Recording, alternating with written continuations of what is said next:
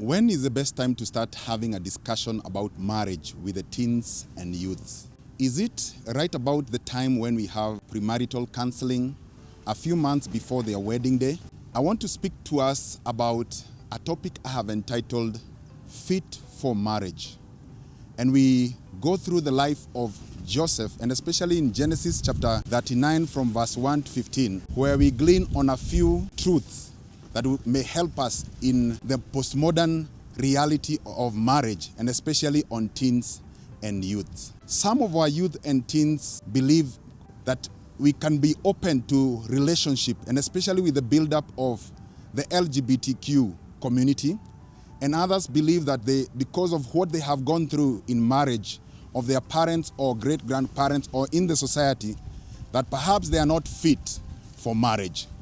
But is there something more that can help us to solidify our thoughts about marriage? Genesis chapter 39 verse 2 is one of them, because it tells us that God was with Joseph and therefore he was successful.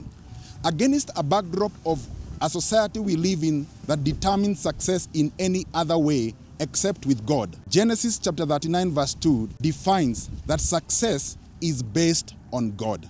Another verse that describes the same is Joshua chapter 1 verse 8 and Psalms chapter 1 verse 1, 2, and 3.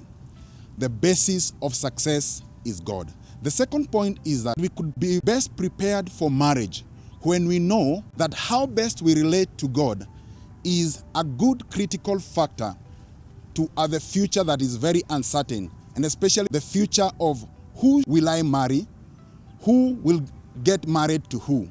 When we look at the life of Joseph in Genesis chapter 39 verse 9, Joseph was requested by Potiphar's wife to sleep with her, but Joseph refused, and this was his basis. How can I do such great wickedness and sin against my God? How can I do such great wickedness and sin against God? End of quote. Apparently, we see a paradox in this verse, that Potiphar's wife did not know that she was married, to mean that even married people need a good relationship with God. Even married people need faith in God for them to have, to acknowledge or to remain pure in marriage. And also we also see that single people like Joseph, who was 17 at that time, and even a slave, need God so as to have that moral, physical purity to be able to stand against the great temptations of wickedness in this generation, the 21st century. And in this, Joseph rebukes the wife of Potiphar, something he goes to prison for. But yet we see Joseph edified and later comes out and is given an overseer job of a prime minister by Pharaoh based on his faith on God. Because even Pharaoh said, who else can we see a person in whom the Spirit of God is in than this man?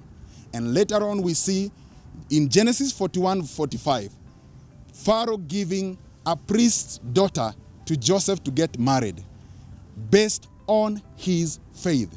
Joseph was a foreigner in Egypt, and yet his faith in God was one of the critical and the main factor in which he prepared for his marriage.